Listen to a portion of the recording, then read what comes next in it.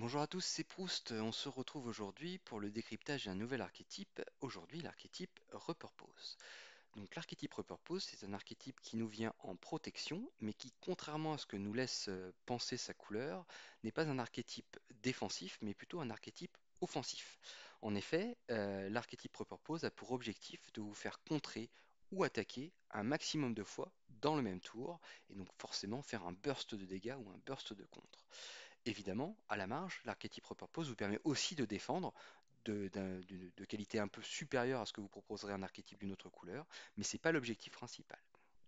Cet archétype repose essentiellement sur une carte, la carte repurpose en anglais, donc la carte réexploitée en français qui est à l'écran, qui est un événement, et c'est un événement qui coûte 0. Alors, il est assez complexe, il faut bien le comprendre, et on va le voir en détail. Il faut donc défausser une amélioration tech que vous contrôlez, c'est-à-dire une amélioration que vous avez payée au préalable. Vous redressez votre héros, c'est la première contrepartie. Puis vous choisissez le contre, l'attaque ou la défense, et vous augmentez de X cette statistique, X étant égal à la valeur imprimée, le coût imprimé, pardon, de cette amélioration ainsi défaussée. Ce qui vous permet, dans un tour, si vous avez par exemple défendu en phase de vilain, donc vous êtes donc incliné, vous commencez votre tour, vous jouez réexploité, vous mettez par exemple un plus 3 attaque parce que vous avez défaussé une amélioration qui coûtait 3. Vous êtes debout, vous avez plus 3 d'attaque, et votre objectif c'est jusqu'à la fin de votre phase de vous redresser un maximum de fois pour bénéficier plus d'une fois du bonus de dégâts. Vous pouvez aussi très bien commencer votre tour debout, vous faites une première chose, un contre par exemple, puis vous vous redressez et vous augmentez l'attaque, encore une fois, ou le contre, que sais-je. Et pareil, vous essayez de bénéficier un maximum de fois de ce bonus de statistique que vous venez d'acquérir. Donc voilà, c'est comme ça que fonctionne Réexploiter. Donc la carte essentielle, c'est cette carte événement, et évidemment, il y a son pendant, ce sont les améliorations avec le trait de tech. Les améliorations avec le trait de tech, il y en a beaucoup dans Marvel Champion. Malheureusement, celles-ci sont la plupart contenues dans les kits de héros, donc ce sont des cartes signatures qui ne sont pas accessibles à tous les personnages. En plus, comme ce sont des cartes signatures, ce sont souvent des cartes de bonne qualité, donc vous n'avez pas forcément envie de vous en débarrasser. Donc l'objectif ici, c'est d'aller chercher des cartes ayant le trait tech, des améliorations ayant le trait tech, qui ne sont pas contenues dans les kits de héros, et qui vont vous permettre d'être défaussé de manière plus efficace, plus facile en tout cas, sans avoir à faire de trop gros compromis sur les conséquences que ça a sur votre partie. Donc les améliorations avec le trait tech, c'est simple, il y en a plusieurs, elles sont toutes plus ou moins répertoriées ici. On commence tout de suite avec l'armure électrostatique, qui est pour moi un auto-include quand vous jouez le réexploité. L'armure électrostatique, c'est une armure qui a un coût de 1. Donc ça veut dire que quand vous l'aurez payée puis que vous allez la défausser, vous allez pouvoir augmenter votre statistique de 1, ce qui est pas mal en soi. Mais c'est surtout une carte qui vous permet à chaque fois que vous avez défendu, donc défendu ça veut dire vous incliner ou jouer une carte de défense, peu importe, vous infligez un dégât au personnage attaquant. C'est une carte assez forte puisque ça correspond plus ou moins à une riposte, sous condition, mais c'est une riposte quand même. Mais c'est surtout un intérêt assez majeur puisque le coût de cette carte est tellement faible que vous pouvez parfaitement payer un pour jouer l'armure électrostatique et tout de suite jouer, réexploiter. Le coût global de l'opération vous aura coûté 3 cartes. La carte réexploitée, la carte armure électrostatique et la carte énergie que vous avez utilisée pour payer l'armure électrostatique. Si vous regardez par exemple le CITT, qui est un soutien assez connu, qui est réservé aux gardiens, qui vous demande de dépenser 2 ressources de n'importe quel type pour redresser un personnage gardien.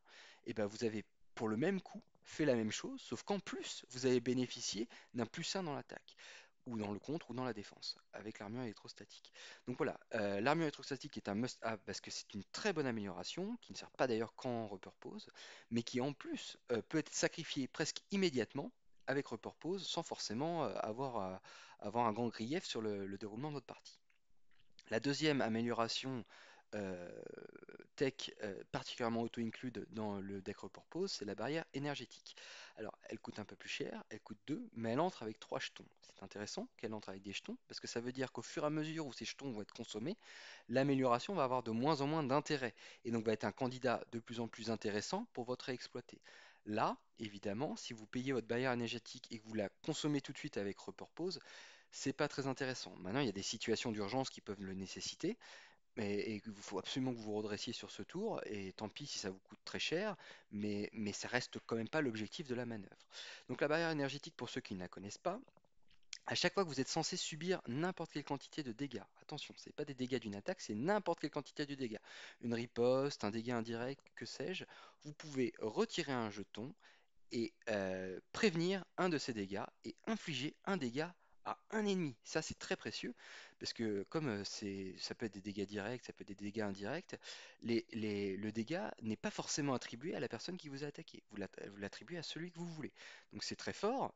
Ça prévient un dégât, donc ça vous permet de vous consolider et ça fait un dégât.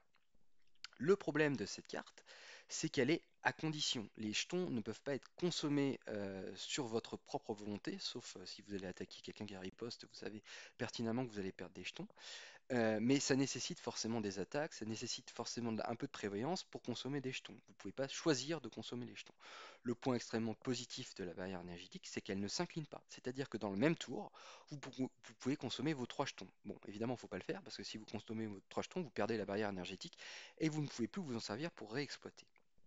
Donc oui, l'objectif est de vous servir de cette barrière, de perdre 2 jetons et de garder le dernier jeton pour pouvoir vous servir de réexploiter et d'augmenter cette fois votre statistique choisie de 2, ce qui est extrêmement fort. Le dernier, on va dire, la dernière amélioration ayant le trait tech qui est quasiment auto-include quand vous jouez Repurpose, c'est le pistolet à plasma. Alors là, pour le coup, c'est une amélioration grise qui est pas terrible en soi, quand on la regarde telle qu'elle, puisqu'elle coûte 2, ce qui est assez cher.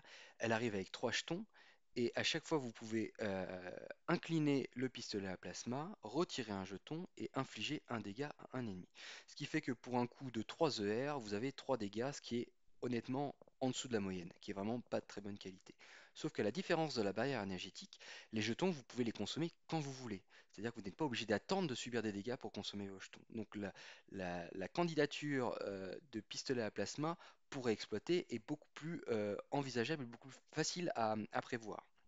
Surtout que si vous payez le pistolet à plasma tout de suite, donc ça vous a coûté 3 ER, vous l'inclinez tout de suite, vous perdez un jeton, vous faites un dégât. Vous pouvez à ce moment-là choisir réexploiter. Le coût est le même que pour la barrière énergétique, sauf qu'en plus, vous allez gagner un dégât. C'est pas toujours très intéressant de le faire tour 1, mais ça reste plus intéressant que de le faire pour la barrière énergétique. Donc voilà, ça ce sont les 3 améliorations ayant le trait tech qui sont particulièrement auto-include quand vous jouez réexploité. Viennent avec. Alors, le pistolet à plasma a une petite contrainte, c'est qu'il est restreint. Donc, moi, je vous conseille, quand vous faites un deck réexploité, de ne pas en mettre 3, mais plutôt d'en mettre 2. Et si jamais votre héros a déjà des armes, d'en mettre qu'une seule. Et si votre héros a déjà 2 armes, si vous voulez absolument mettre le pistolet à plasma, vous n'allez pas pouvoir vous passer. Eh bien, je ne l'ai pas mis. Ah, si, il est là. Du ceinturon. Donc le ceinturon qui devient du coup une amélioration assez importante si vous jouez avec les pistolets à plasma, parce que le ceinturon vous permet de contrôler une amélioration arme ayant le trait restreint supplémentaire. Je pense à Venom par exemple qui a 3 armes tech dans son deck. Vous êtes obligé de mettre le ceinturon si vous voulez rajouter une 4e arme.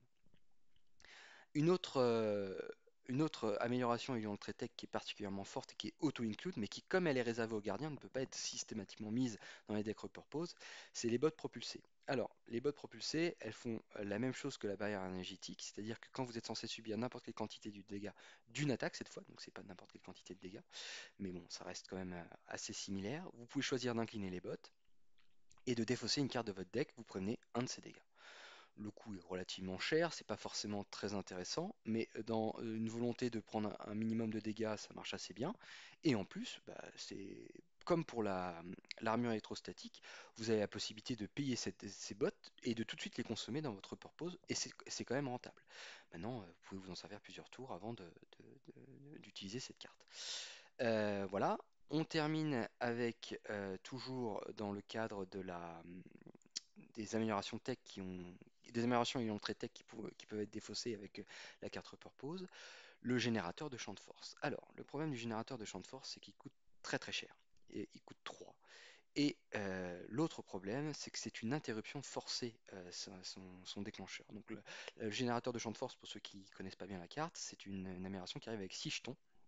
Quand vous êtes censé subir n'importe quelle quantité de dégâts, d'une attaque ou d'un contre, que sais-je, retirez un nombre équivalent de jetons énergie de cette carte et prévenez un de dégâts pour chaque jeton énergie retiré. Donc c'est une interruption forcée. Oui, mais le problème, c'est que par exemple, si vous prenez une patate à 8 ou 9, eh ben, le générateur de champ de force va tout absorber.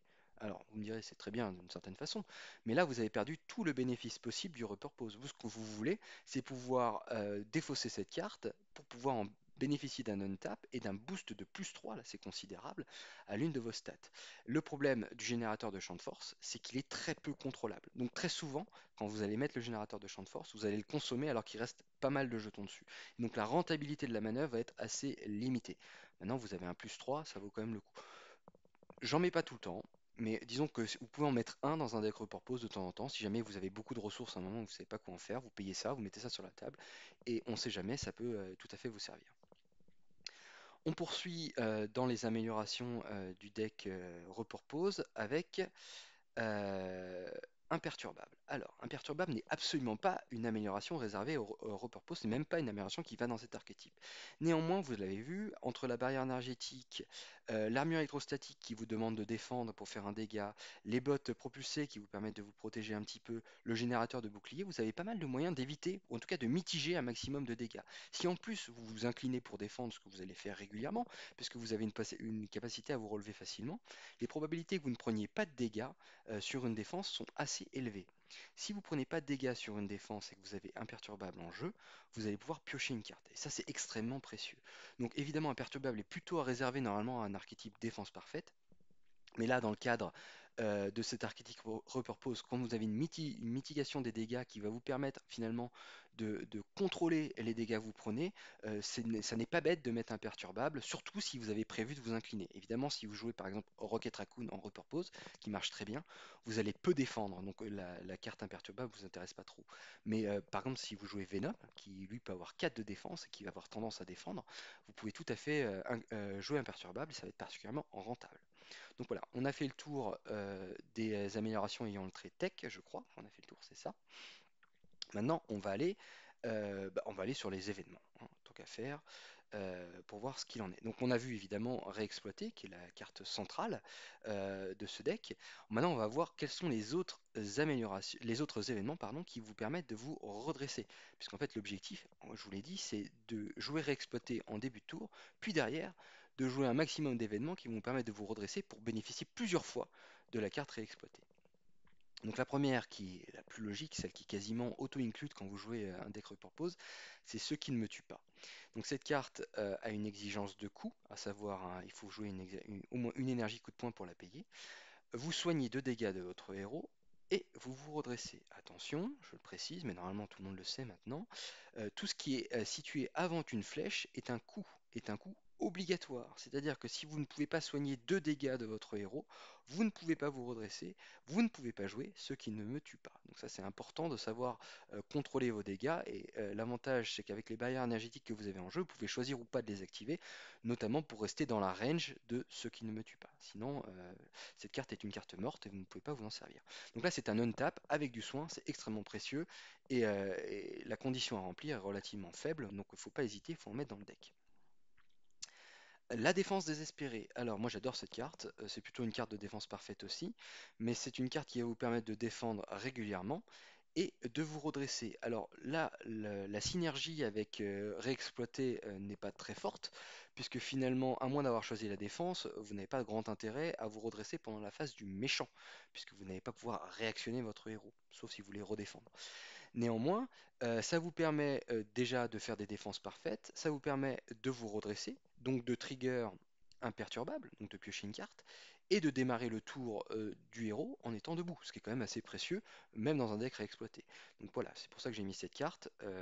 C'est pas inutile, surtout si vous avez prévu de défendre beaucoup avec votre héros, de mettre cette carte dans votre deck. Il y a évidemment Ever Vigilante. Alors ça aussi c'est un auto-include des decks réexploités, c'est même encore plus fort que ce qui ne me tue pas.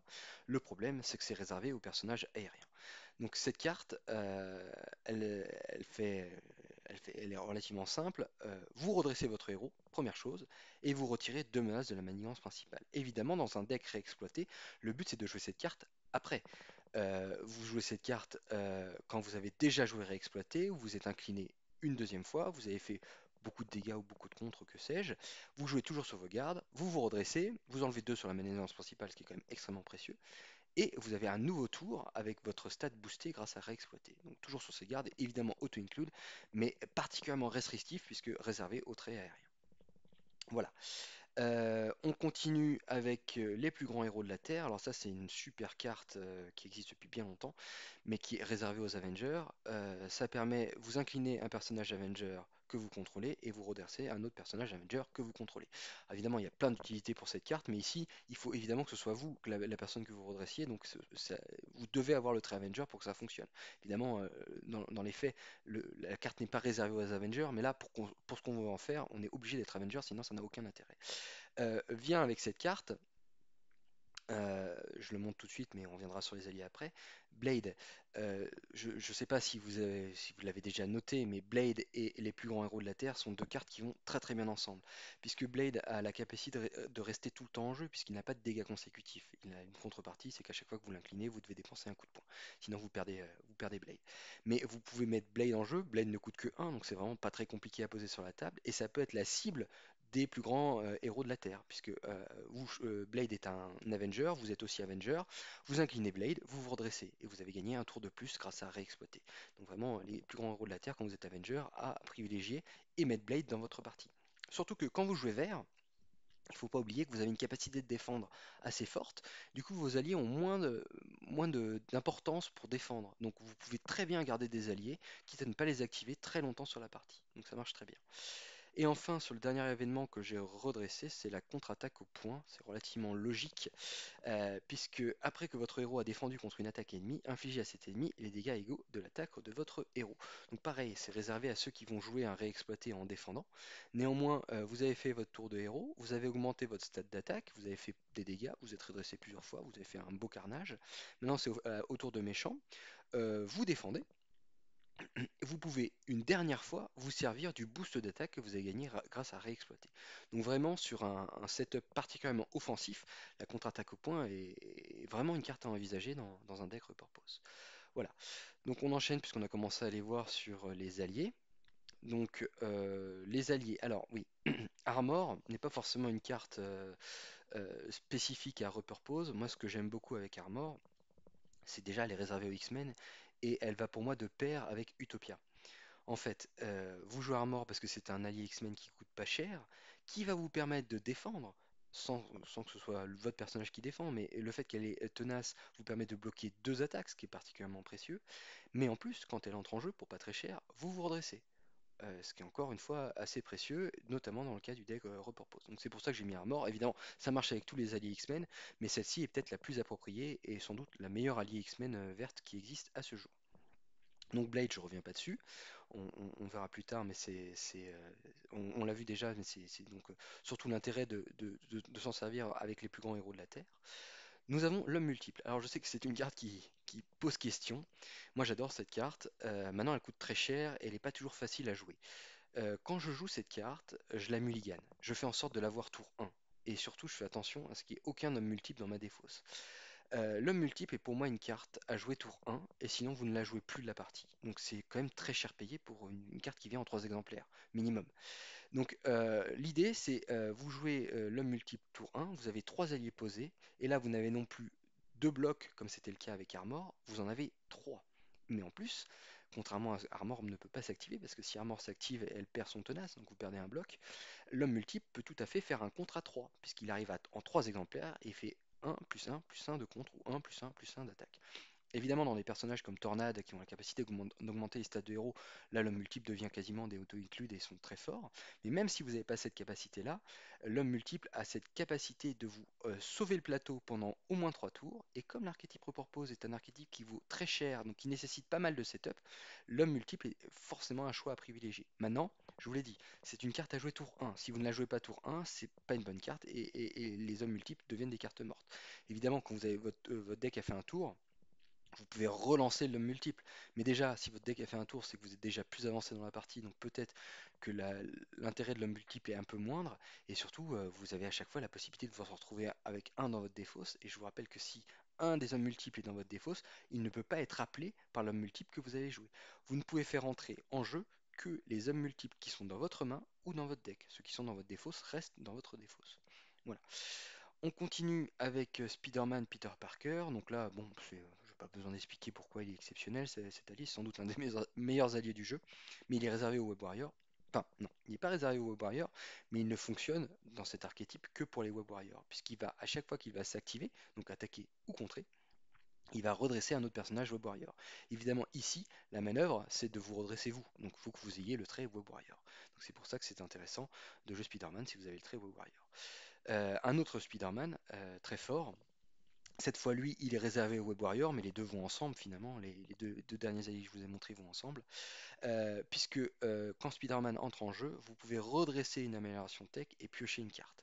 Donc, je ne sais pas si vous vous rendez compte, vous avez joué le pistolet à plasma. Il est entré avec 3 jetons. Vous l'avez incliné. Vous avez fait un dégât.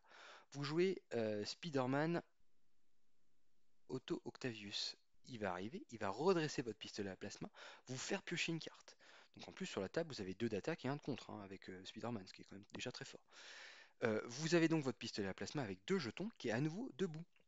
Vous pouvez l'incliner, donc vous utilisez son deuxième jeton, vous faites 2 dégâts, et là c'est le moment parfait pour utiliser Repurpose et vous redressez votre allié, votre héros, pardon, et vous gagnez un +2 en attaque ou en contre. Voilà, ça c'est un petit combo qui marche très très bien. Et Spider-Man marche évidemment avec toutes les améliorations qu'on le traite. Évidemment, il faut que ce soit des améliorations qui sont inclinables. Parce que si sont pas, la barrière énergétique qui n'est pas inclinable ne fonctionne pas, par exemple avec Spider-Man. Mais voilà, c'est quand même relativement efficace et pratique. On continue avec alors l'entraînement spécialisé. J'ai un peu hésité à la mettre, mais c'était pour faire 40 cartes, donc je l'ai quand même mise. Non, l'avantage de cette carte, c'est qu'elle vous permet d'augmenter facilement l'une de vos stats de 1. Évidemment, l'objectif ici, c'est d'aller augmenter votre attaque ou votre contre. Les deux autres cartes d'amélioration qui peuvent venir avec cette maniance annexe ne sont pas forcément intéressants pour cet archétype. À ne mettre dans un deck que si votre héros est en forte capacité de contre. Sinon, vous allez être coincé. Et surtout qu'en vert, vous avez souvent peu de cartes qui vous permettent de contrer correctement. C'est pas une très bonne idée de mettre entraînement spécialisé si vous n'avez pas vraiment un plan pour aller la déjouer. Mais prenez par exemple Rocket Raccoon, qui est très fort en contre. Lui, cette carte va l'aider sur plein d'aspects. Elle va permettre d'augmenter son attaque qui est un peu ridicule. Et lui, comme il contre très facilement, va très facilement aller la chercher. Donc c'est assez fort. Faut pas oublier le petit bonus, je vous le rappelle, hein, mais que l'amélioration que vous êtes allé chercher vous permet une fois, mais bon, c'est toujours ça de prix, une fois que vous avez utilisé le pouvoir qui a été boosté, de piocher une carte. Donc par exemple, si vous avez choisi le +1 d'attaque, quand vous attaquez en faisant une attaque de base, vous piochez une carte. Si vous avez choisi le contre, vous faites pareil. Donc voilà, c'est quand même quelque chose d'assez positif. Et encore une fois, comme le but est d'attaquer un maximum de fois dans le tour, ou de contrer un maximum de fois dans le tour, booster la statistique choisie et surtout pas forcément la restreindre à l'attaque ou au contre, vous pouvez choisir en fonction du scénario, c'est quand même assez fort. J'en ai terminé quasiment, oui, puisque les autres on les a vus. Il me reste une carte à vous présenter qui est pareil pour moi, auto-include dans l'archétype Repurpose, c'est le pouvoir de la protection.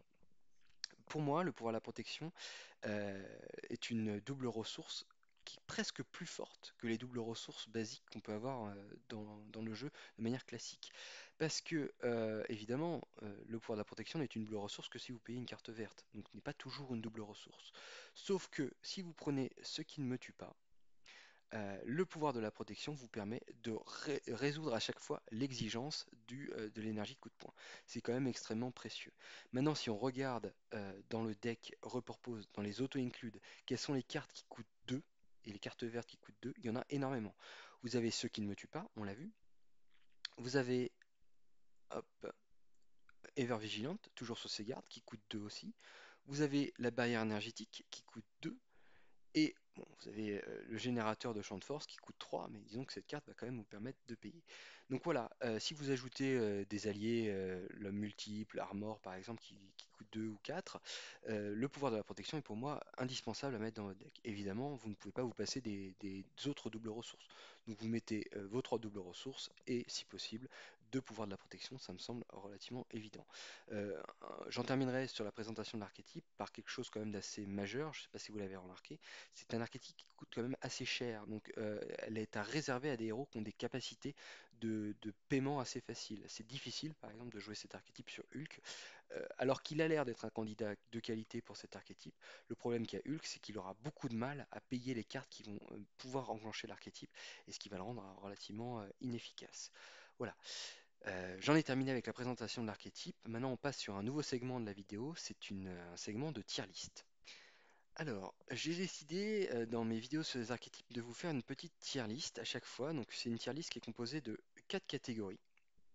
Alors, c'est non pas une qualité, enfin, c'est pas un ranking de héros relativement classique, c'est plus de vous dire quels sont les héros qui sont particulièrement adaptés à l'archétype qui est présenté, quels sont ceux qui sont pas trop adaptés, et enfin, quels sont ceux qu'il faut absolument pas utiliser, parce que l'archétype va aller complètement contre la mécanique.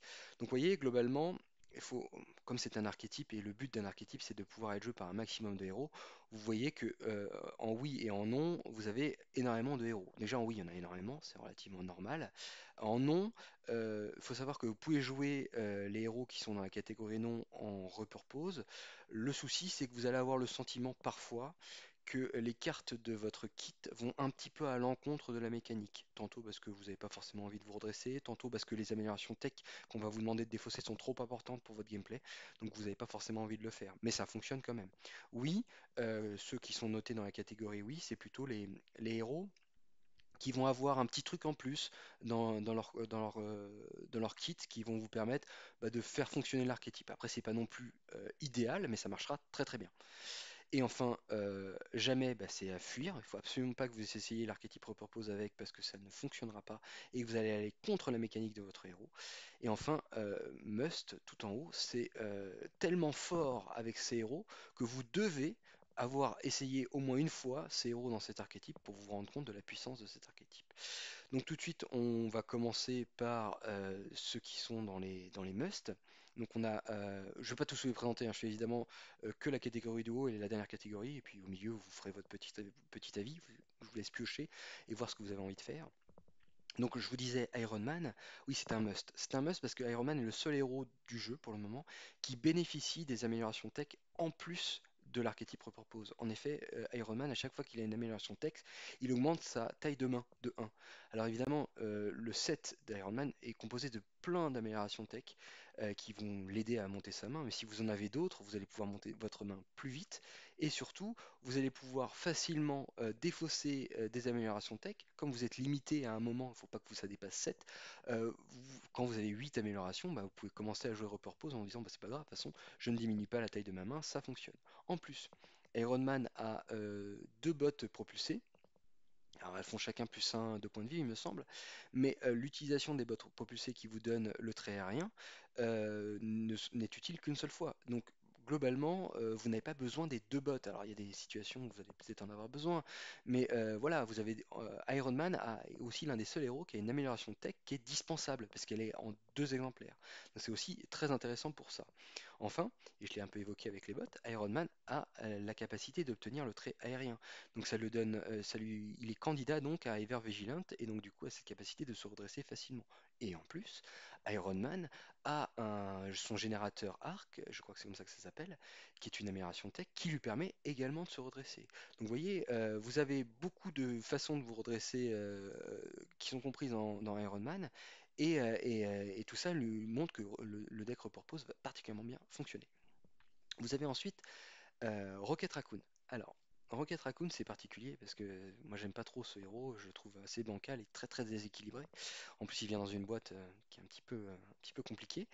Néanmoins, il a quand même des atouts extrêmement forts à faire valoir en repurpose. Alors lui, vous n'allez pas défendre avec lui parce que son 1 de défense et son incapacité assez grande à se protéger parce qu'il n'a pas de carte de défense, ça va être relativement compliqué de choisir de défendre. Néanmoins, il est gardien, donc il a accès aux bottes propulsées.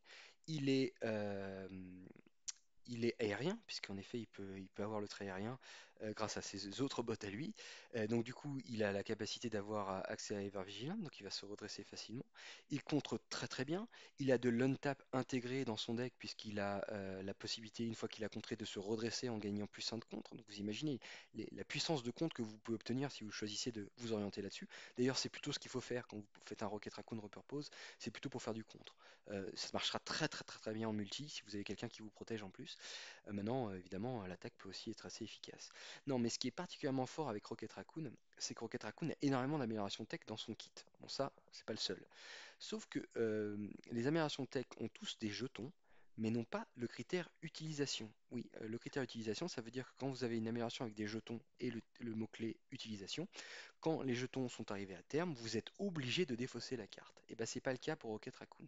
C'est-à-dire que Rocket Raccoon, vous pouvez utiliser intégralement ces améliorations tech une fois qu'il n'y a plus de jetons dessus, donc elles ne servent plus à rien, vous pouvez choisir de la défausser avec Repurpose et bénéficier d'un boost considérable. Alors attention, ça va un petit peu contre la mécanique de Rocket Raccoon, parce qu'il ne faut pas oublier en Alter Ego, si Rocket Raccoon défausse une amélioration tech, il peut piocher 2 cartes. Et il ne faut pas oublier non plus que Rocket Raccoon vient avec une autre amélioration tech qui s'appelle les batteries, qui vous permet de recharger des jetons, remettre des jetons sur vos améliorations. Donc il ne faut pas forcément systématiquement jeter les améliorations qui sont un bout de jeton. Néanmoins, vous avez moins de scrupules à les jeter avec un repurpose, puisque vous êtes déjà allé au bout de leur utilisation, c'est quand même très très fort. Ensuite, on a Venom. Alors Venom pour moi, c'est vraiment, bah, c'est déjà un personnage extrêmement fort, mais il est particulièrement fort en repurpose pour plusieurs raisons. Déjà, il a 3 améliorations tech dans son deck, dont 2 qui ne valent que 1. Alors oui, ce sont ses pistolets, et oui, elles sont particulièrement forts, mais de temps en temps, vous pouvez parfaitement vous en débarrasser d'un pour gagner un plus 1 d'attaque et vous redresser. Alors oui, c'est ce que fait déjà le pistolet, on est d'accord, mais ça peut être une solution de burst particulièrement efficace. Ensuite, Venom, a une capacité d'aller chercher, parce qu'il y a une carte événement qui lui permet d'aller chercher des armes dans son deck. Donc lui, vous pouvez aller tutorer directement les pistolets à plasma. Donc c'est fort, ça permet d'aller chercher des cartes de tech dans votre deck et de vous construire un setup particulièrement efficace. Ensuite, Venom a une capacité de défense particulièrement forte, car si vous avez vos 2 pistolets, il peut défendre à 4. Donc vous êtes particulièrement sensible et efficace à une bonne défense avec le deck Repurpose qui va vous permettre de mitiger les dégâts grâce à la barrière énergétique. Mais enfin, ce qui rend Venom particulièrement fort en Repurpose, c'est pas la carte Repurpose, mais c'est la carte ce qu'il ne me tue pas. Car Venom a la capacité de s'infliger un dégât et de générer une ressource. Ça, c'est extrêmement fort parce que vous avez un contrôle sur vos PV. Donc mettons que Venom, qui a 12 points de vie, n'a plus que 11 PV. Vous vous inclinez, vous avez fait vos dégâts grâce à Repurpose ou que sais-je. Vous pouvez choisir de vous infliger un dégât, vous passez donc à 10. Vous êtes dans la range de ce qui ne me tue pas. Vous pouvez jouer ce qui ne me tue pas grâce à l'énergie Joker que vous avez générée, puisque ça peut être l'énergie coup de poing dont vous avez besoin. Il vous reste plus que 1 à payer, et vous vous redressez et vous vous soignez de 2. C'est extrêmement fort, et la synergie entre cette carte et Venom est juste parfaite, et vraiment très très forte. Attention toutefois, et c'est bien précisé, le pouvoir de Venom ne fonctionne que si vous prenez un dégât. Il n'est pas question d'empêcher la prise de dégâts par Venom en retirant un jeton de la barrière énergétique. Ce serait trop fort et c'est interdit. Évidemment, là, Venom serait quasiment injouable en repurpose parce que vous auriez posé votre barrière énergétique et en fait, vous infligez un dégât, vous l'annulez, vous faites un dégât au boss et comme ça, vous consommez vos jetons de manière directe sur la barrière, ce qui est très fort. Donc ça ne fonctionne pas, évidemment. Faut pas faire ça. Mais bon, n'empêche que Venom a quand même beaucoup d'atouts qui vous permettent de le jouer en repurpose. Et on termine par qui sont sans doute les 2 meilleurs héros à jouer en repurpose. SPDR et Quicksilver. Pourquoi ce sont les meilleurs? Parce que SPDR et Quicksilver sont les 2 héros qui se redressent le plus dans le jeu. C'est-à-dire que dans leur kit, il y a déjà énormément de cartes qui leur permettent de se redresser. En plus, SPDR, qui a plus de 14 PV, a accès à Limitless Stamina, qui sont encore des cartes d'untap qui sont évidemment à mettre dans son deck quand on joue SPDR. SPDR est un Web Warrior, donc elle va venir avec les cartes Web Warrior qu'on a vues qui sont particulièrement fortes. Mais en plus, les améliorations interface qui lui permettent de générer des ressources sont des améliorations tech. Alors évidemment, il n'est pas question de les jeter dans Repurpose, ou alors vraiment pour burster la fin du boss et terminer la partie. Mais n'empêche que ces améliorations tech sont présentes en jeu et elles vous permettent de temps en temps, éventuellement, de faire quelque chose avec Repurpose. Après, attention, avec SPDR, elle a une petite main, donc c'est pas forcément facile de construire un deck repurpose, mais avec un peu de patience et un petit peu de, ouais, de persévérance, vous finissez par y arriver. Quicksilver c'est pareil. Quicksilver il se redresse extrêmement facilement. Vous imaginez ce que ça fait si Quicksilver se redresse, mais qu'au lieu d'avoir 1 d'attaque, il a plus 3 d'attaque, donc il a 4 d'attaque. Là, vous faites un massacre très très vite. Attention, il y a une petite chose à savoir avec Quicksilver. Vous savez que quand Quicksilver s'active, vous pouvez activer sa réponse qui le redresse. Ne jamais activer cette réponse quand vous jouez un deck Repurpose. Vous jouez Quicksilver, vous activez une fois, vous jouez Repurpose, vous vous redressez, vous bénéficiez d'un boost de stats, vous vous inclinez une seconde fois, et là, à ce moment-là, vous activez votre réponse pour vous redresser une deuxième fois en bénéficiant du boost de Repurpose. Sinon, vous avez perdu un tour de Repurpose, c'est quand même un petit peu dommage. Donc voilà, globalement, sont les 5 héros les plus forts en repurpose. Évidemment, vous avez le droit de ne pas être d'accord avec moi, mais en tout cas, ceux-là sont très très forts. Ceux qu'il faut particulièrement éviter sont les suivants. Bon, la première, Miss Marvel. Miss Marvel parce que l'intérêt pour Miss Marvel de se redresser est quasi nul. Miss Marvel tape pas fort et elle s'incline non pas pour taper, non pas pour contrer, non pas pour défendre, mais elle s'incline pour récupérer ses événements. Donc c'est pas forcément, ça rentre pas du tout en synergie avec l'untap de, de réexploiter, puisque finalement vous n'allez jamais pouvoir bénéficier de ce boost d'attaque, ce boost de contre. Bon, peut-être qu'à la marge de temps en temps ça peut être utile, mais c'est pas très fonctionnel. Donc non, évidemment Miss Marvel, faut éviter, ça marchera pas très bien. Surtout qu'il y a de très bons decks en vert avec elle, et vous n'avez pas besoin de passer en repurpose pour que ça fonctionne. Adam Warlock, bon bah Adam Warlock c'est facile, c'est parce qu'Adam Warlock, de toute façon, il a accès qu'à un seul exemplaire de chaque carte. Donc déjà, si vous mettez un réexploité, une barrière, une barrière énergétique, vous avez déjà pris toutes vos cartes vertes. Bon, ça va être relativement compliqué d'aller faire fonctionner le réexploité si vous en avez qu'un seul exemplaire dans votre deck. Donc vraiment, Adam Warlock, bon, peut-être que certains malins peuvent y arriver, mais avec un seul événement réexploité, c'est difficile de considérer que c'est un deck réexploité. Donc voilà, Adam Warlock, par sa simple mécanique de construction, c'est juste pas possible et c'est pas envisageable. Alors Colossus est, est un problème parce que on pourrait penser que l'untap ça aide Colossus, et oui ça l'aide. Le problème de Colossus c'est qu'il n'est absolument pas copain avec les barrières énergétiques, puisque les barrières énergétiques c'est une interruption.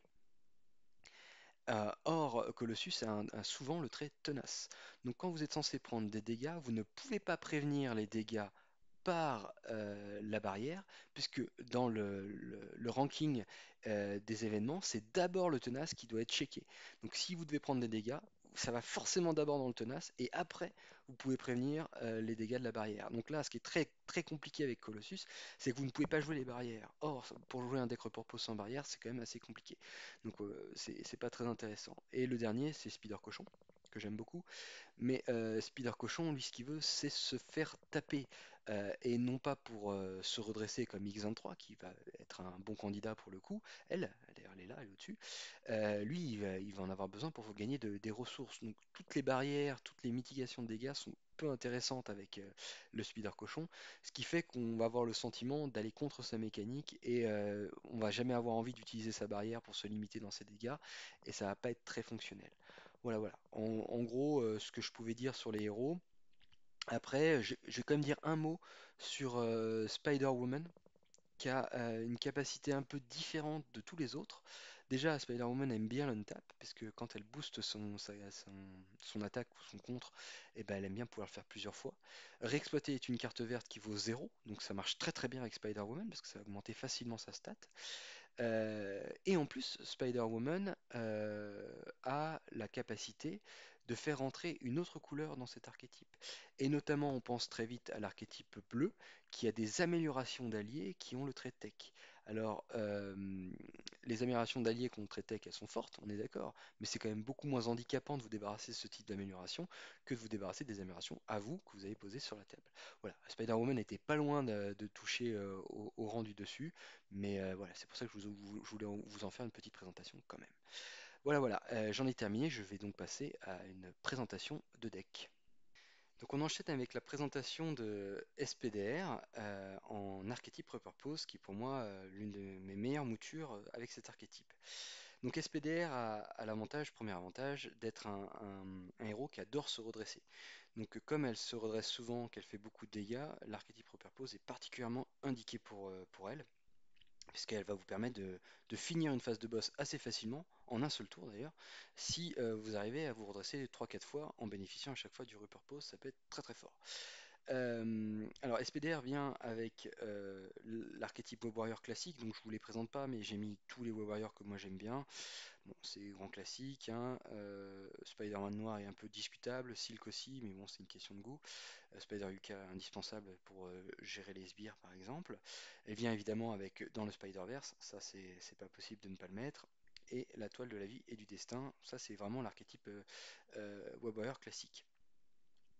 Euh, j'ai mis trois exemplaires de réexploité. Alors oui, généralement j'en mets trois. Vous pouvez en mettre que deux, mais attention, si vous n'en mettez que deux, l'archétype réexploité passe un peu au second plan dans votre fonctionnement, car les probabilités que la carte tombe au moment où vous en avez besoin sont un petit peu plus compliquées, un petit peu plus rares. Donc j'en mets trois ici, c'est relativement évident, parce que elle a besoin de se redresser facilement. Évidemment, comme c'est un héros qui a plus de 14 PV, on met 3 Limitless Stamina, ça c'est même pas de débat. C'est des untap et c'est extrêmement fort, et surtout si vous avez un réexploité, plus ça va aller assez vite. Une équipe médicale. Alors moi je mets une équipe médicale souvent quand je joue Web Warrior parce que les Web Warriors sont extrêmement forts et vous imaginez si vous arrivez à soigner celui-ci par exemple, et ben vous avez de l'untap à chaque tour, ce qui est quand même assez précieux. Mais en plus, SPDR a une particularité, c'est l'un des seuls Web Warriors qui a un allié. Et quel allié? L'allié Venom qui peut avoir 5 d'attaque et 5 de contre si vous l'avez payé avec des interfaces. Ce qui arrive relativement facilement. D'ailleurs, généralement c'est ce qu'on fait. On paye Venom que quand on a la possibilité de le payer qu'avec des interfaces. Et donc soigner Venom qui n'a que 3 PV, ça peut être très fort. Donc ça n'a rien à voir avec l'archétype. Néanmoins, je mets une équipe médicale systématiquement pour protéger Venom. Et Spider-Man, ça marche très très bien. Donc la toile de la vie et des destins, on a vu. Donc une armure électrostatique, bon ça je vous ai dit, c'est auto-include, on en met un, ça sert à rien d'en mettre deux parce que vous ne pouvez mettre qu'un par joueur. Évidemment, on pourrait réfléchir à en mettre deux parce que cette carte se paye en elle-même, mais voilà, j'en mets qu'un pour limiter un peu le deck au maximum. Donc j'ai mis trois barrières énergétiques, ça c'est relativement classique aussi, donc les barrières qui vont me permettre de me redresser facilement. J'ai mis un imperturbable. Donc oui, SPDR a la capacité de défendre à 2, voire à 4 si vous avez son interface de défense. Donc ça peut être très très efficace de défendre avec elle. Et de toute façon, comme elle se redresse très facilement, vous n'avez pas peur de perdre un tour d'activation. C'est très fort. Une défense à 4 plus les barrières, ça veut dire que vous allez pouvoir limiter 5, voire 6 dégâts, voire 7 si vous avez 3 barrières. Bon, il y a peu de méchants qui arriveront à passer à travers ces mailles, donc ça veut dire que l'imperturbable va pouvoir vous faire piocher des cartes, c'est important. Intense concentration. Alors ça, c'est une question de goût. Certains pensent que même si votre héros n'a aucun super pouvoir, il faut mettre intense concentration si vous jouez Limitless Stamina, qui est un super pouvoir. Parce que c'est relativement déjà rentable. Moi, je suis pas tout à fait d'accord, je ne le fais pas. Quand je joue que des vigueurs inépuisables, je ne mets pas l'intense concentration. Et vous allez me dire, bah oui, mais SPDR a pas de super pouvoir, alors pourquoi tu l'as mis quand même? Et bien c'est justement pour le Spider Signal. Alors moi j'aime beaucoup cette carte, elle est un peu plus compliquée à jouer, mais regardez bien à quel point elle est fonctionnelle dans cet archétype. Quand vous êtes censé révéler une carte rencontre, infligez un dégât à un personnage Web Warrior que vous contrôlez. Donc il est bien précisé qu'il faut infliger, il ne faut pas prendre un dégât. Donc là, c'est beaucoup plus fort qu'avec Venom, puisque vous pouvez infliger un dégât, mais vous pouvez prévenir ce dégât. Si vous prévenez ce dégât, vous avez quand même payé ce que vous a demandé la flèche. Donc ça va quand même fonctionner. Donc si vous avez une barrière énergétique, quand vous êtes censé révéler une carte rencontre, infligez un dégât. Donc vous enlevez un jeton de la barrière, vous faites un dégât à qui vous voulez. Et en plus derrière, si cette carte traîtrise est une carte traîtrise, annulez ses effets une fois révélés et défaussez le Spider Signal. Mais mettons que vous avez, donc c'est un contresort très fort qui marche très très bien ici. Mais mettons que vous avez une barrière avec 3 jetons, que vous avez deux cartes rencontres, vous allez pouvoir faire tomber la barrière à un jeton, ce qui la rend accessible à réexploiter. Et en plus, vous allez vous protéger, faire des dégâts et empêcher l'apparition de cartes rencontres. Évidemment, la contrepartie du Spider Signal, c'est qu'elle est défaussée une fois qu'elle a fonctionné. C'est-à-dire qu'une fois que les effets, la carte maîtrise a été annulée une fois révélée, il faut le défausser. Mais si jamais ça n'a pas fonctionné, vous n'avez pas besoin de défausser le Spider Signal. C'est quand même assez important. Euh, Dernière chose, la raison pour laquelle j'ai mis le Spider Signal, c'est que c'est un super pouvoir. Donc là, j'en ai plus 3, mais j'en ai 5. Donc là, pour le coup, Intense Concentration devient beaucoup plus intéressante parce qu'elle me permettra de payer mes Spider Signal à chaque fois qu'ils reviendront. Donc j'ai mis une veste blindée, parce que du coup, je vous avais dit que SPDR défendait à 4, mais c'est très bien qu'elle puisse défendre à 5. C'est bon, ça c'est une petite carte en plus. C'est la carte dispensable si vous voulez. Vous pouvez l'enlever si jamais vous pensez qu'elle est pas indispensable. D'ailleurs, mon deck est à 41 cartes, donc vous pouvez tout à fait vous en passer. Et enfin, j'ai mis un pistolet à plasma. Voilà, bah, j'en mets pas plus, pas forcément besoin. Faut pas oublier que toutes les améliorations interface de SPDR ont le trait tech. Alors évidemment, sauf l'araignée haute, mais de toute façon vous n'avez pas défaussé l'araignée haute, c'est son untap, donc c'est surtout pas le faire. Mais par exemple, le compresseur de toile liquide, le lien psychique, oui tout à fait, et enfin l'alliage de métal rapide. Et c'est surtout sur celle-là que je vais vous attendre. Puisque oui, alors vous savez que les améliorations d'interface sont extrêmement précieuses parce qu'elles sont des ressources, elles permettent de booster des stats, donc c'est particulièrement fort. Mais il y a des fois où vous avez besoin de vous redresser. S'il y en a une qui peut être candidate, c'est bien celle-là. Vous perdez un peu de défense, mais vous vous redressez et c'est quand même assez fort. Voilà, voilà. Voilà, j'en ai terminé pour la présentation de mon SPDR. Évidemment, elle sera publiée sur Marvel CBD si vous voulez la retrouver. On enchaîne maintenant avec un deuxième deck, on va en faire deux, un Venom. Alors je l'ai appelé défense parfaite et réexploité. Alors c'est plus un deck réexploité que défense parfaite. Néanmoins, il utilise quelques traits de la défense parfaite pour le rendre un petit peu plus fort. Donc je vous l'ai dit, donc Venom il arrive avec bon, alors, Black Widow. Black Widow c'est un immense classique en deck vert quand vous avez des difficultés de contre. Alors Venom n'a pas forcément des difficultés de contre, mais il faut quand même pas oublier que Venom a un contre de 1 au départ. Donc parfois ça peut être un peu complexe et Black Widow avec son contre à 2 et un dégât consécutif est l'un des meilleurs alliés verts qui contre. Et donc du coup je la mets ici, surtout qu'en plus elle peut annuler les cartes traîtrises, c'est quand même assez fort.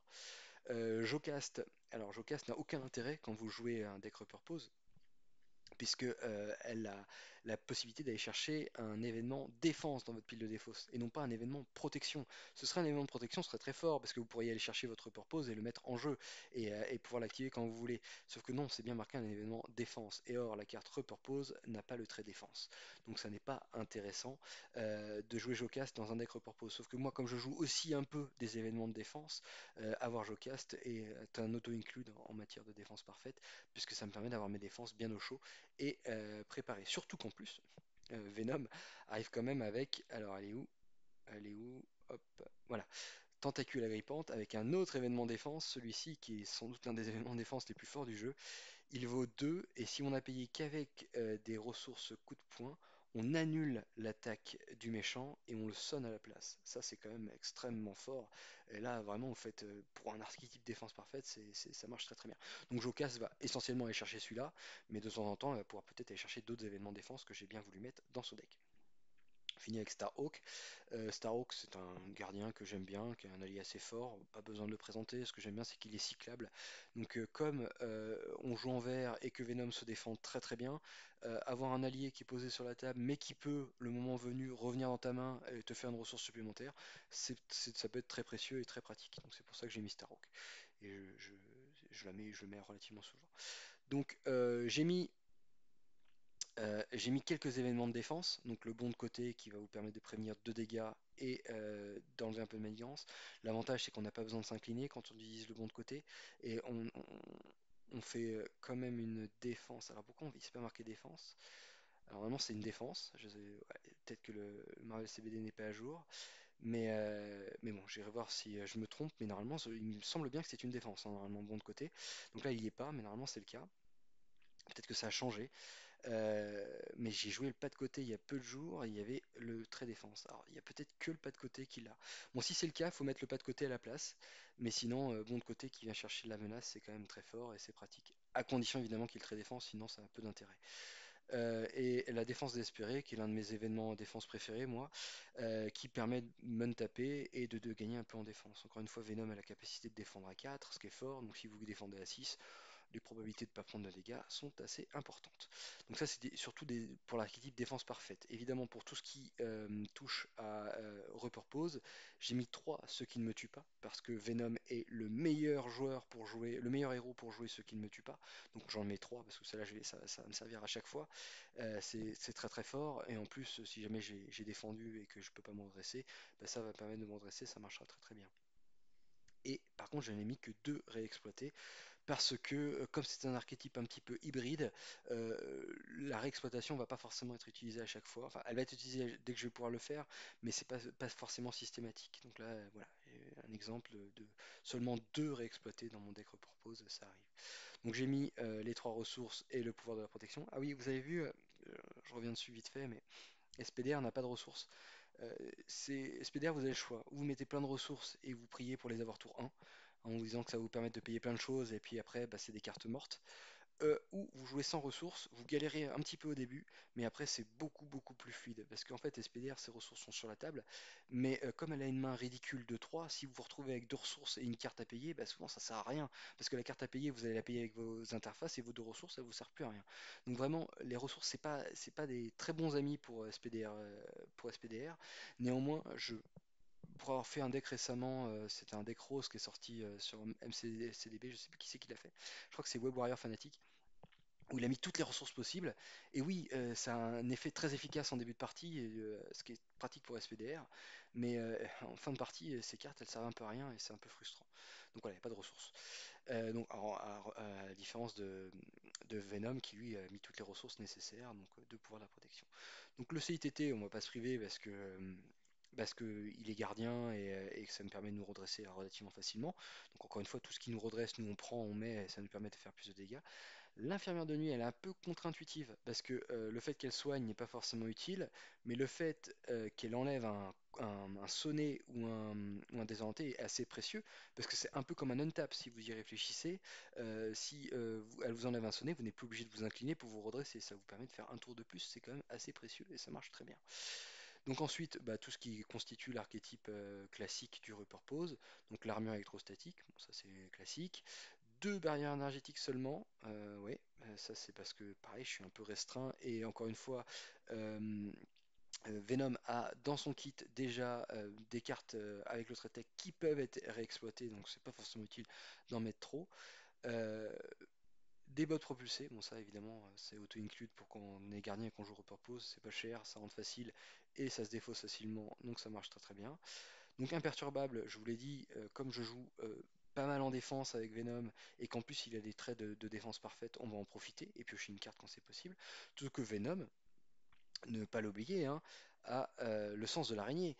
Quand un méchant initie une attaque contre vous, vous piochez une carte. Donc si un méchant initie une attaque contre vous, vous piochez une carte. Si vous défendez et que vous prenez pas de dégâts, vous en piochez une autre. Ce qui fait que vous démarrez votre tour de héros avec 7 cartes en main, sans avoir dépensé la moindre carte. Ça peut être quand même très précieux. Et donc pour parfaire un peu cette défense parfaite et assurer le tout, j'ai mis une veste blindée.